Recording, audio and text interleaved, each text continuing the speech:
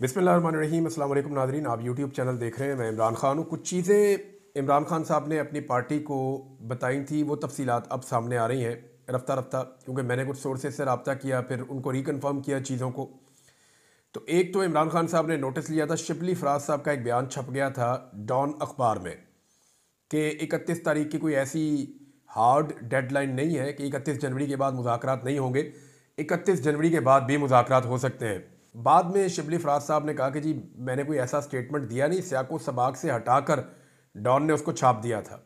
आजकल पाकिस्तान तहरीक इंसाफ में सबको इस बात की फ़िक्र रहती है कि डॉन अखबार उनके बारे में क्या लिखता है या उनकी तस्वीर छपती है या नहीं छपती, क्योंकि सब ये जानते हैं कि कैदी नंबर 804 को डॉन अखबार मिलता है और जेल के अंदर डॉन अखबार की अहमियत बहुत बढ़ गई है। और डॉन अखबार में जो है वो बड़े टेलीफोन भी जाते हैं, बड़ी सिफारिशें भी जाती हैं कि जनाब हमारी खबर जो है वो डॉन अखबार में छापी जाए और ज़रा बड़ी करके छापी जाए, ताकि इमरान खान साहब की नज़र से हमारी खबर या हम गुजर जाएं। बहरहाल इसमें जो शिबली फराज साहब है उन्होंने कहा जी कि मैंने ऐसे बात नहीं की थी, ये गलत तरीके से पेश की गई, लेकिन इमरान खान साहब ने कहा कि 31 जनवरी डेडलाइन है तो फिर है, मुज़ाकरात में इसमें कोई कमज़ोरी और लचक पैदा करने की ज़रूरत नहीं है। मेरी अंडरस्टैंडिंग है कि शायद पाकिस्तान तहरीक इंसाफ मज़ीद वक्त देगी मौजूदा हुकूमत को, और उसकी रीज़न समझ आती है ना कि जो एहतजाज का सही टाइम है वो 15 फरवरी के बाद शुरू होगा और वो फिर मार्च के आखिर तक रहेगा। इस बीच में पाकिस्तान तहरीक इंसाफ ने एक बड़ी मूवमेंट चलानी है, एक बड़ी तहरीक चलानी है पाकिस्तान में एहतजाज के हवाले से, और वो बहुत बड़ी तादाद में लोगों को लेकर दोबारा इस्लामाबाद की तरफ जाएंगे। और उसके लिए इमरान खान साहब ने कुछ और इकदाम शुरू किए हैं, वो मैं आपको आने वाले वक्त में बताऊंगा। अभी कुछ चीज़ें खुफिया हैं, मुझे उनकी इन्फॉर्मेशन तो मिली है।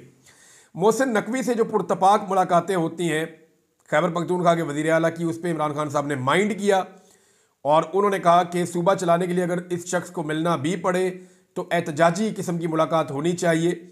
ये जो गर्मजोशी पैदा होती है मुलाकात में, इससे कारकुनों को तकलीफ होती है। हमारे कारकुनों पे जो जुल्म और जबर हुआ है उसमें ये शख्स शामिल है और ये कत्लेआम का हिस्सा है और हमने इसके ऊपर FIR भी करवानी है। लिहाजा इससे जब भी मिले खैबर पख्तूनख्वा के लोग या हुकूमत, तो एक फासला रख के मिले और ऐसा तासुर नहीं जाना चाहिए कि जैसे बड़ी गर्मजोशी है मुलाकात के अंदर। फिर इमरान खान साहब ने शेर अफजल मरवत साहब के हवाले से, मैं अब आपको खबर दे देता हूँ क्योंकि शोकाज नोटिस जारी हो गया है, उनके हवाले से इमरान खान साहब ने कहा कि इनको पार्टी से निकाल दें। इस पे अली अमीन गंडापुर साहब ने इमरान खान साहब को कहा कि खान साहब पहले भी आपने कहा था कि इनके खिलाफ एक्शन लिया जाए, और फिर जब उस वक्त उमर अयूब साहब ने एक्शन लिया तो सारा मलबा उमर अयूब पे पड़ गया, क्योंकि आपने बाद में जो है वो कुछ सिफारिशें सुनते हुए आपने मौका दे दिया शेर अफजल मरवत को, और उमर अयूब के ऊपर बहुत मलबा गिरा था, उनकी बड़ी बदनामी हुई थी और सोशल मीडिया पे उनकी बड़ी तबाही फिर गई थी। तो इस पे इमरान खान साहब ने कहा कि अब ऐसा कुछ नहीं होगा, आप लोग फौरी तौर पर शोकाज नोटिस जारी करें और उनको पार्टी से निकालें। ये जनाब अब तक की सूरत हाल में इमरान खान साहब का ये हुक्म है। शेर अफजल मरवत साहब के लिए मैं कोई अच्छा फील नहीं कर रहा, उसकी वजह यह है कि इन्होंने बड़ी मेहनत की है, बड़ा जोर लगाया है। बेशक पार्टी के कुछ लोग उनके बारे में ये बयानियां रखते हैं, और मैंने एक अदा बताया भी पिछले दिनों कि कुछ लोगों का ये दावा है कि शेर अफजल मरवत साहब जो है उनको फ्री हैंड मिला था और हमें फ्री हैंड नहीं मिला था। ये बात अपनी जगह पे, लेकिन फिर भी अगर आप उनकी उन दिनों की कारकर्दगी देखें और भाग दौड़ देखें तो शेर अफजल मरवत ने भाग दौड़ तो की है, और वो एक जरूरतमंद आदमी है और वो एक हिम्मत वाला आदमी है। लेकिन शेर अफजल मरवत साहब ने पार्टी के अंदर इतनी ज़्यादा लड़ाइयाँ की हैं और उनकी अपनी एक शख्सियत ऐसी है, वो किसी न किसी पंगे में या फंस जाते हैं या फंसा दिए जाते हैं या अपनी वजह से फंस जाते हैं। बहरहाल इस वक्त सिचुएशन उनके लिए इतनी अच्छी नहीं है। अगर वो इस मरतबा अपने आप को पार्टी के अंदर कायम रखने में कामयाब हो गए तो ये उनकी एक बहुत बड़ी कामयाबी होगी। जिस तरह की मुझे इमरान खान को मिलने वाले लोगों ने बात बताई है, दो मुख्तलिफ लोगों ने, जिस तरह से उन्होंने मेरे सामने सूरत हाल रखी है उसमें तो उनके लिए अच्छी खबर नहीं है। और बाकायदा इमरान खान साहब को कहा गया जी पहले भी आपने छोड़ दिया था, और ये वज़ीर आला खैबर पख्तूनख्वा ने कहा, तो इस पे इमरान खान साहब ने कहा कि अब ऐसा नहीं होगा।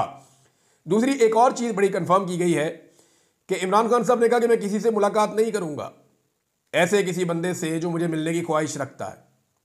साथ में उन्होंने कहा कि पहले तमाम सियासी कैदियों को और वर्कर्स को रिहा किया जाए और जुडिशल कमीशन बन जाए, फिर मैं अपने बारे में फैसला करूंगा कि मैंने कहाँ जाना है और कहीं नहीं जाना, और किससे मिलना और किससे नहीं मिलना। ये इमरान खान साहब ने बड़ा क्लियरली ये स्टेटमेंट दिया है। इसके अलावा अली मोहम्मद खान साहब ने एक स्टेटमेंट दिया है, और एक्चुअली सिचुएशन इस वक्त यही है। उन्होंने कहा कि इस वक्त इमरान खान को NRO नहीं चाहिए, इस वक्त दो तरफैन जो हैं उनको एनआरओ चाहिए। एक तो फार्म 47 वाली हुकूमत को एनआरओ चाहिए और एक एस्टेब्लिशमेंट को एनआरओ चाहिए, और इन दोनों को एनआरओ इमरान खान से चाहिए। लिहाजा ये दोनों मिलकर इमरान खान से एनआरओ मांग रहे हैं, एक ही आदमी से एनआरओ मांग रहे हैं, और इमरान खान साहब फिलहाल इन्हें एनआरओ नहीं दे रहे। एक और खबर आई है नाज़रीन, और वो ये है कि 8 फरवरी आने वाला है। क्योंकि देखिए इस वक्त जब मैं आपसे बात कर रहा हूं, आज आप वीलॉग सुन रहे हैं तो 15 जनवरी है, तो आधा महीना ये रह गया, उसके बाद एक हफ्ता है, उसके बाद 8 फरवरी आएगा।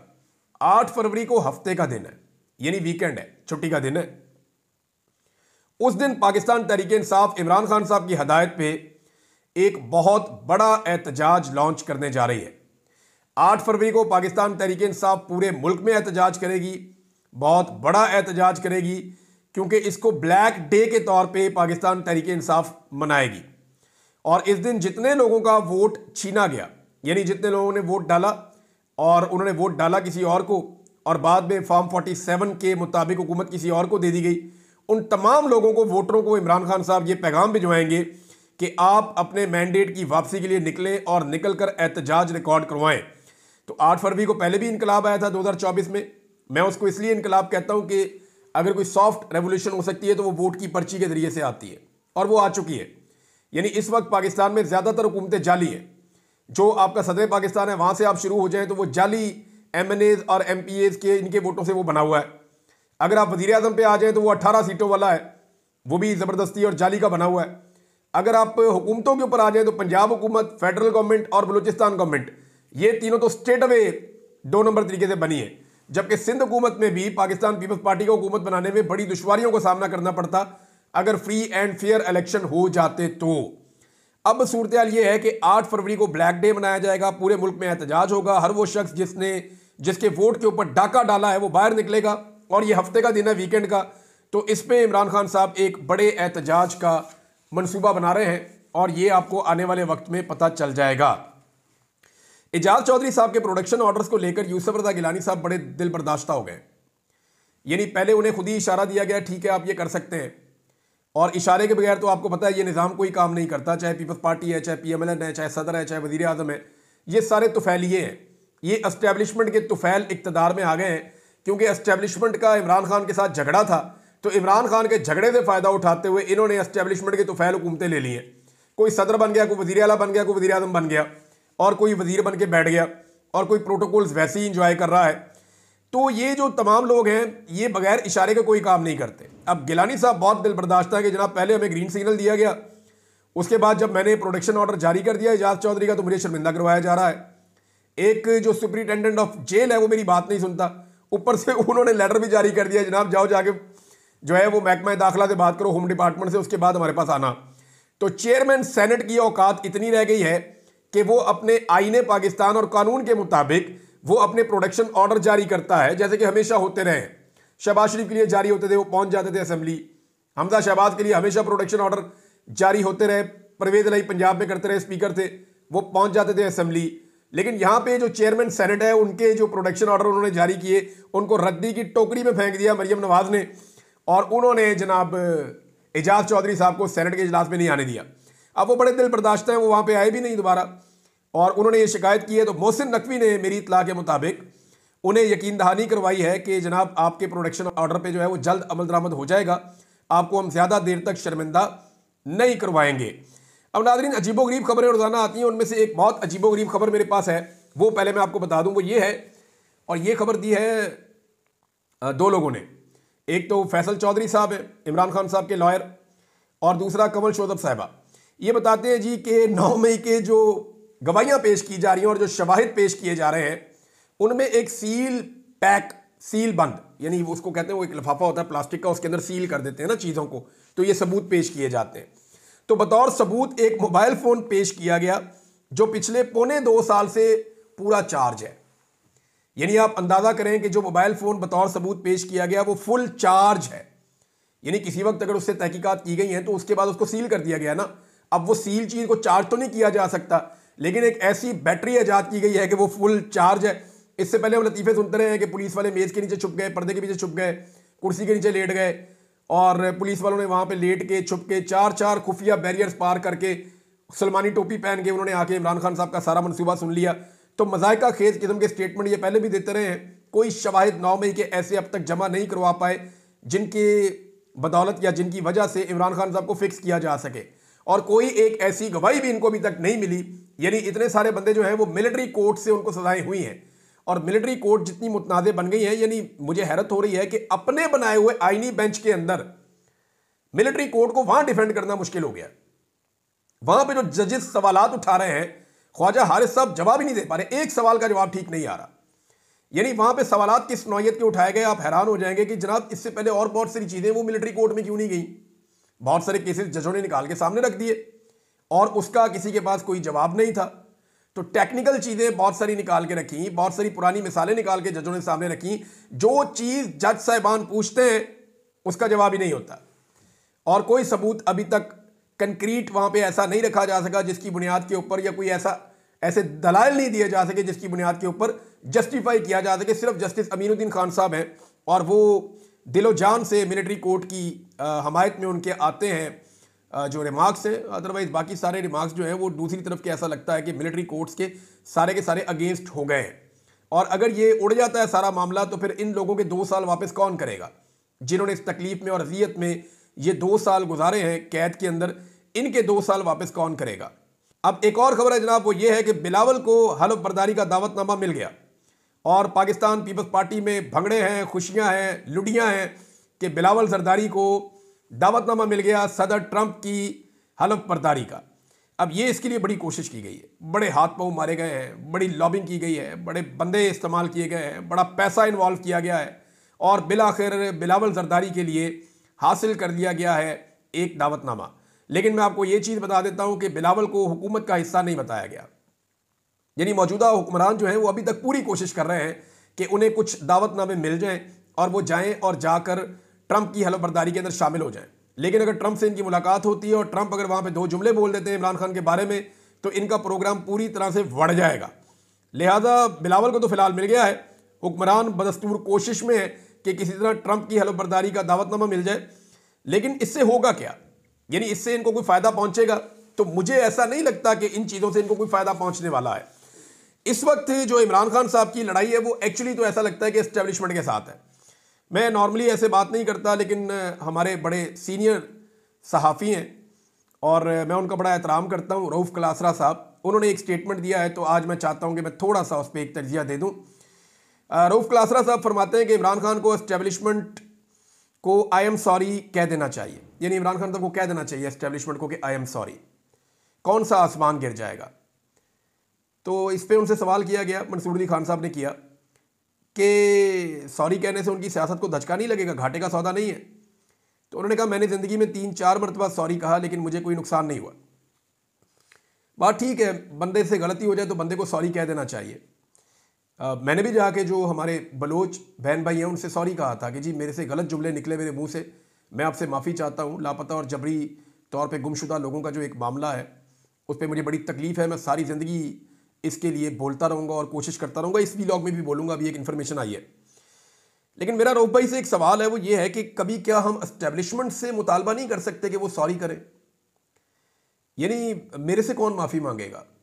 मैं वहाँ उनसे पूछता था इंटेलिजेंस के लोगों से, ISI वालों से, कि मैंने किया क्या है, तो उनके पास इसका जवाब ही नहीं था। वो ये कहते थे बस अभी आप हमें बाहर सूट नहीं कर रहे, इतने रहो अंदर, जो आप बात करते हैं वो गैर कानूनी नहीं है लेकिन हमें सूट नहीं कर रही। तो उनको सूट नहीं की, उन्होंने मुझे अंदर रखा, मेरे से कौन माफ़ी मांगेगा? यानी हमेशा क्या सिविलियन ही माफ़ी मांगेंगे? क्या चिल्ड्रन ऑफ लेसर गॉड हैं हम कोई घटिया लोग हैं, कीड़े मकोड़े हैं कि हमेशा हम माफ़ी मांगेंगे और एस्टेब्लिशमेंट कभी माफ़ी नहीं मांगेगी? लापता बलोचों और पश्तूनों से माफ़ी कौन मांगेगा? गड़ी खुदा बख्श में जो लाशें पड़ी हुई हैं उनसे माफ़ी कौन मांगेगा? मादर मिल्लत को जो जिल्लत दी गई इस मुल्क में उसकी माफ़ी कौन मांगेगा? 4 मरतबा पाकिस्तान में मार्शल लॉ लगाया गया और बदतरीन मुदाखलत सियासत के अंदर की गई, बार बार की गई, उसकी माफ़ी कौन मांगेगा? मुल्क को 2 टुकड़े कर दिया गया, उसकी माफ़ी कौन मांगेगा? यानी कमज़ोर को माफ़ी मांगने की तरगीब देने से बेहतर है कि मजलूम का साथ दे देंगे। मैं ये नहीं कह रहा कि इमरान खान साहब ने कोई गलती नहीं की, मैं क्लियरली कहता हूं कि उनकी भी गलतियां हैं। इमरान खान साहब भी कंप्रोमाइज हुए हैं एस्टेब्लिशमेंट के हाथों, लेकिन क्या आज वो जुल्म का शिकार नहीं है? क्या उनके खिलाफ जो है वो झूठे मामलात नहीं घड़ के लाए गए सामने?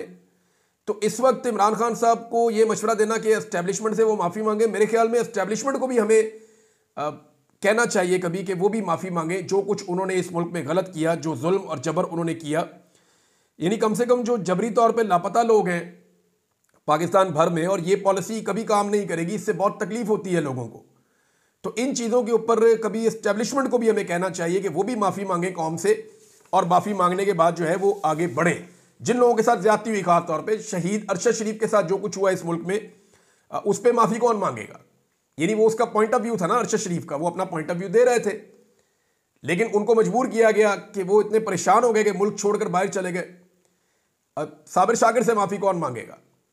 बाकी लोग जो पाकिस्तान से बाहर बेचारे बैठे हैं, बहुत सारे, अहमद नूरानी हैं, उनके अलावा वजाद सईद हैं, इनके अलावा जो हैं वो बुईद पीरज़ादा साहब हैं, शहबाज गिल हैं, और बहुत सारे लोग हैं, अब कासिम सूरी है।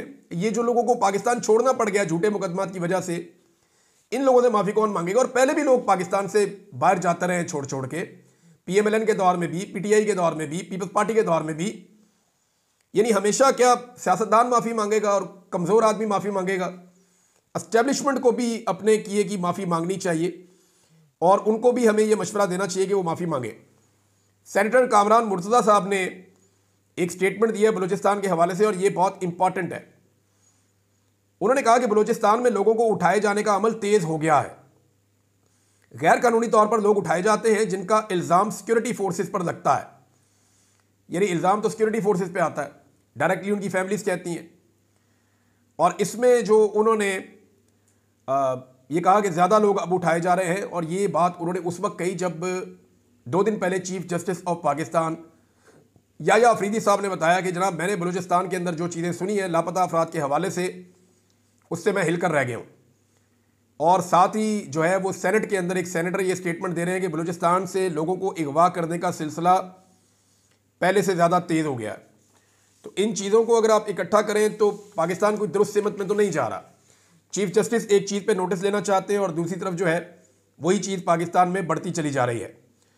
नाज़रीन, मरियम नवाज साहबा के विजिट जो है वो बड़े मकबूल बनाने की कोशिश की जा रही है, और ये कहा जा रहा है कि बड़ी पॉपुलैरिटी है। तो एक्चुअली ये 200-250 लोग होते हैं टोटल। अगर आप 100 बंदा भी ऐसा इकट्ठा कर देना, झुमगट्टा सा बना दें, और कैमरे को उनके सरों के एंगल के ऊपर लाके थोड़ा पीछे रख के ऐसे फेरें, तो ऐसा ही लगता है कि जैसे लाखों लोग खड़े हुए हैं। हालांकि वो बहुत थोड़े से लोग होते हैं, अगर आप गिनती भी कर दें तो आपको पता चल जाएगा। तो सरकारी बंदे इकट्ठे किए जाते हैं, कोई पुलिस वाले इकट्ठे किए जाते हैं, कुछ सादा कपड़ों में बंदे होते हैं, कुछ ज़ाती मुलाजमीन होते हैं, कोई मकामी सियासतदान होते हैं, कोई 10-15 तालिब इल्म भी होते हैं।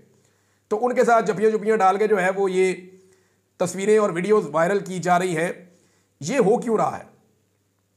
देखिए, मैंने एक वीडियो देखी जिसमें ज़रताज गुल वज़ीर जो है वो भी तलबा से मिल रही हैं, और उनके वो तलबा अपने कपड़ों पे उनसे दस्तखत करवा रही हैं और इमरान खान के नारे लगा रही हैं। फ़र्क ये है कि ज़रताज गुल के लिए बच्चों को छुट्टी नहीं दी जाती। नंबर 2 है कि उन बच्चों को कंट्रोल करने के लिए कोई सिक्योरिटी मौजूद नहीं थी।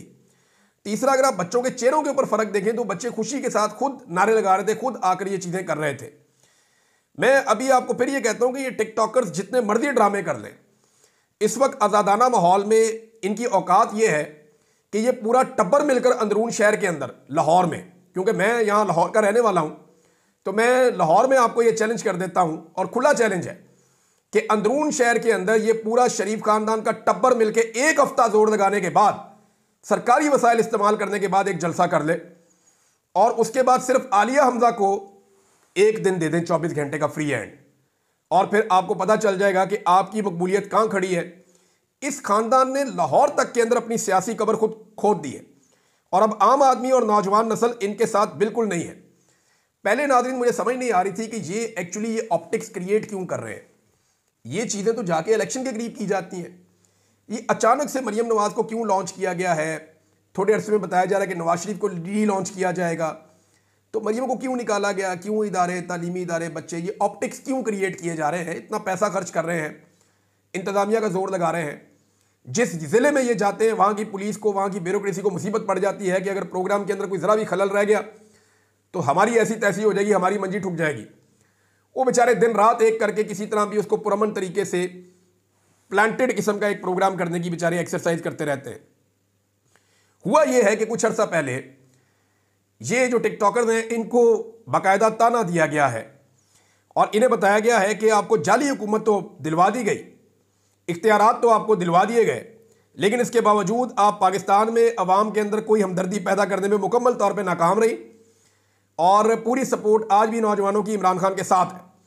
तो अब जनाब ये जाली किस्म की सपोर्ट शो की जा रही है और ओपन जलसा करने की इनकी औकात नहीं है। ये चैलेंज करके पाकिस्तान तहरीक इंसाफ के किसी आम वर्कर के सामने भी जलसा नहीं कर सकते मियाँ साहब इस वक्त।